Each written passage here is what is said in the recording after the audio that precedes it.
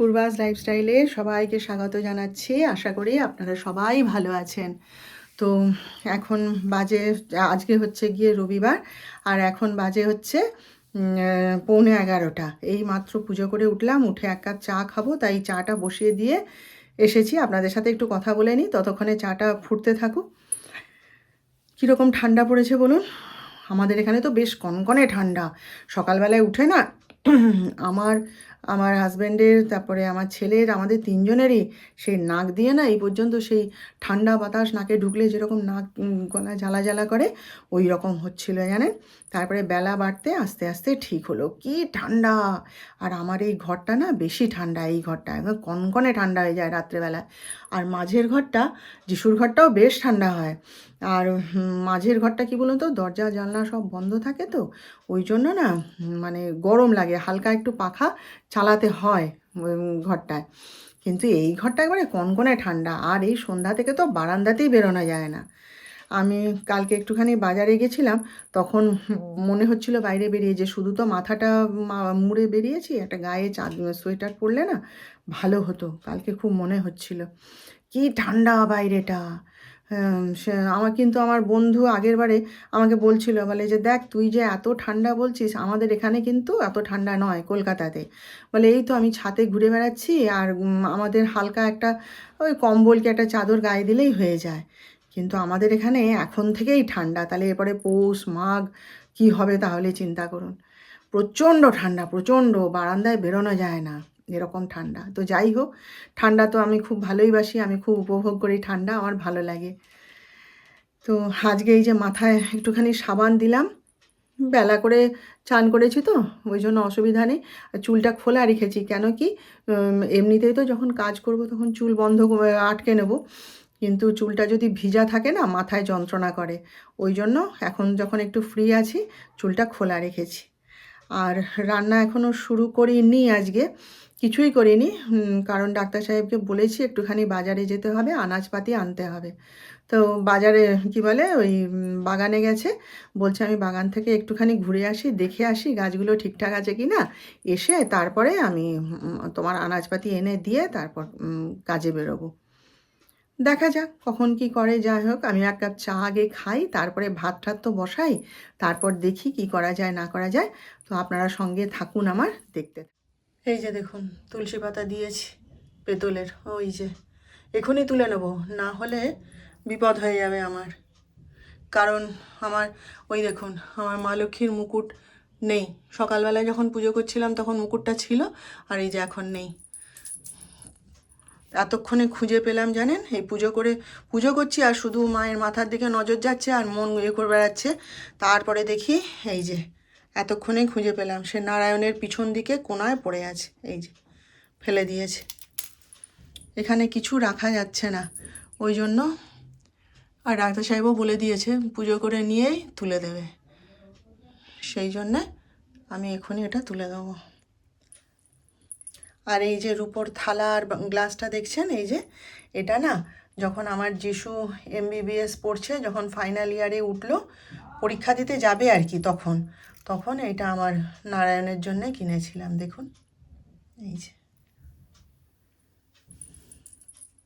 আজকে সকালবেলায় বাগানে গেছে, গিয়ে তার মাথা খারাপ হয়ে গেছে, আর সে রাগের চোটে আর কারোর সঙ্গে কথা বলছে না। আমাকে সকালবেলায় বলল যে আমি গাছ বাগান থেকে একটু ঘুরে আসি, আজকে হাতে সময় আছে, এসে তারপরে বাজারে যাব, তোমার আনাজপাতি এনে দেবো। আমি বললাম ঠিক আছে। বলে বাগানে গিয়ে দেখে ওই যে পাশের বাড়ি কাজ হচ্ছে, হ্যাঁ, সে সমস্ত গাছ একদম সাদা করে দিয়েছে। দেখে তার মাথা খারাপ হয়ে গেছে। এমনি যে কাজ হয় লোকের বাড়ি টাড়িতে বা বড় রাস্তার উপরে দেখি, তারা বিশাল সেই কালো রেক্সিন সে উপর থেকে নিচ অব্দি একদম টানিয়ে দেয়, দিয়ে কাজ হয়। এরা তো সেসব কিছু করেনি। আর সকাল থেকে তো মেশিন চলছে, মাথা খারাপ আওয়াজে। তার মধ্যে আমিও বাগানে গেছিলাম, গিয়ে দেখছি আমার যে জবা গাছ টাছগুলো ছিল, শিউলি গাছ ছিল, সব একদম সাদা হয়ে গেছে। আমাকে ডাকছে, শোনো এদিকে এসো, দেখে যাও শিগগিরই। বলে গেছি, দৌড়ে গিয়ে দেখি সত্যি কথা সমস্ত গাছ তার একদম শেষ হয়ে গেছে। তারপরে আমি বলি যে তাহলে ওদের যে মজুর কাজ করছে ওদেরকে বলো একটা মজুরকে ডেকে পাইপে জল দিয়ে পুরো সমস্ত গাছগুলোকে ধুয়ে দিতে। তুমি কেন এখন এসব করতে যাবে, ঠান্ডা লেগে যাবে, ঠান্ডার মধ্যে এই সবে আমরা সুস্থ হলাম। বলে আমার বয়ে গেছে বলতে, আমার অত মুখ নাড়ার দরকার নেই, আমি আমার গাছ আমি আমার সরিয়ে নিচ্ছি বলে ওই সকাল থেকে ওই টব একটা একটা করে টব সরিয়ে সরিয়ে এই পাশে রাখছে, দেখাচ্ছি আপনাদের নিয়ে গিয়ে। তাই আমি এখনই বলে এলাম যে কোমরে লেগে যাবে না বলুন শটকা, ওই ভারী টব আর তার মধ্যে অত বড় গাছ, তাকে ওরকম হ্যাঁচকা টানে তুলছে একটা একটা করে আর রেখে রেখে যাচ্ছে। আমি বলি পট করে যদি কোমরে এখনই শটকা লেগে যায় না বুঝবে তখন। তাও ও তো শুনবে না, ওই একের পর এক গাছ, আর আমার পক্ষে তো সম্ভব না অত বড় গাছকে ওই টব শুদ্ধ টেনে তোলা, ওই সব এখানে লম্বা করে সাজাচ্ছে। তার উপরে আবার দেখে কি সে সমস্ত বালতি করে জল নিয়ে আর কাপড় নিয়ে সমস্ত গাছের পাতাকে মুছছে, জানেন সম্ভব বলুন তো অমনি করে?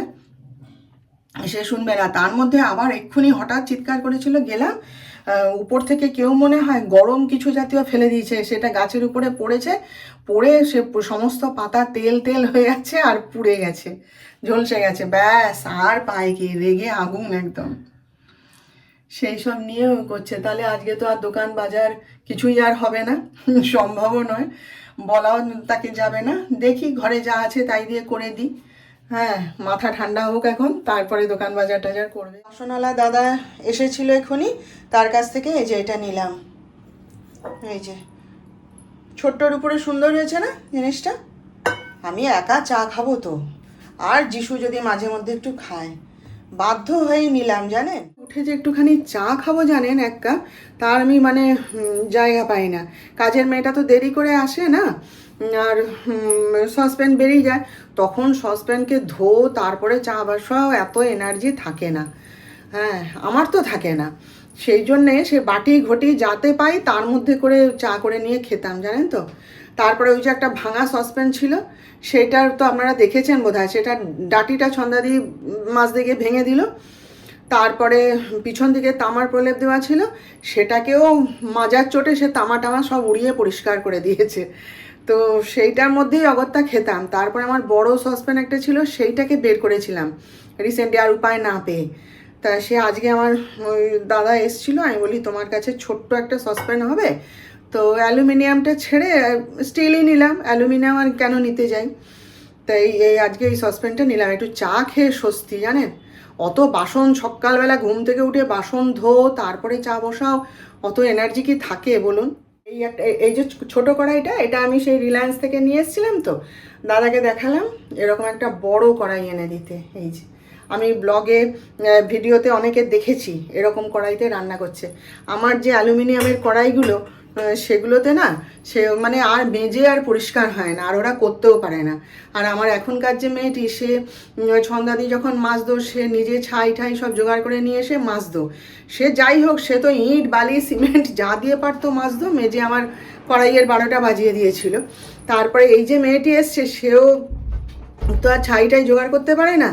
তো ওই অ্যালুমিনিয়ামের কড়াইগুলোতে আসলে আমার আছে, ননস্টিক কড়াই টড়াই সবই আছে, কিন্তু কেন মাজি না বলুন তো? আমাকে মানে রান্না করি না, কারণ ওতে যদি রান্না করি তাহলে আমাকে ধুতে হবে, ওদের হাতে দেওয়া যাবে না, সব 12টা বাজিয়ে দেবে। তো সেই জন্যে ডাক্তার সাহেব সবসময় বলেন তোমার ননস্টিক কড়াইগুলো বের করে রান্না করো, কিন্তু ওইতে রান্না করা মানে ওই যে বললাম আমাকে ধুতে হবে। সেই জন্যে দাদাকে বলেছি একটা এরকম বড় কড়াই এনে দিতে আমাকে। আমি দেখেছি অনেককে এরকম কড়াইতে রান্না করতে। আমি এরকম একটা কড়াই এনে দিও তো। আর ওই অ্যালুমিনিয়ামের কড়াই আমি মাজতে পারি না গো, আমার ভীষণ হাতে যন্ত্রণা করে। এই সব কড়াইগুলো, স্টিলের কড়াই, এগুলো মাজতে সুবিধা, ছট করে পরিষ্কারও করে ফেলতে পারবো যেদিন ওরা অ্যাবসেন্ট করবে, তাই না? তো এরকম একটা কড়াইয়ের অর্ডার দিয়েছি আজকে। তো এখন বাজে হচ্ছে 8টা।